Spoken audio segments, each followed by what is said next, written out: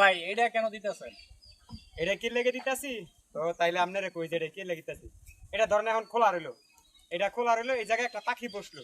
একটা পাখি বসে যদি এই জায়গার ভিতরে যদি পাখিও তো পায়খানা করে, পাখি খাবার খায় না, পাখিও তো পায়খানা করে। তো একটা পাখি বসলে এই জায়গায় পায়খানা করলে সে ময়লাটা আমাদের পেটের ভিতরে যাবো। সবাই তো আর কাপড় চাপড় দেয় না, কেউ তো ট্যাঙ্কির পানি খায়ও। তো সেই ক্ষেত্রে এটা দেওয়া হইতেছে। আর অনেক সময় উড়ে গিয়ে ধুলাবালু বা কোনো ময়লা বা পোকামাকড় জীবাণু যদি উড়ে এটার ভিতরে যায়, তো সেই ক্ষেত্রে এটা দেওয়া হইতেছে।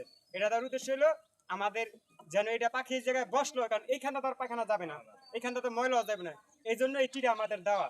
তো যারা এটা জানে না, হয়তো অনেকে আগে জানে না তাই লাগাই নেই, কিন্তু এখন বর্তমানে যারা জানে তারা অবশ্যই এটা লাগাইতেছে।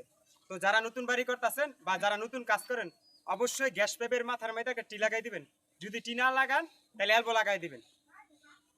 তো যারা নতুন কাজ করেন তাদের জন্য এই ভিডিওটা খুবই হেল্পফুল হবে।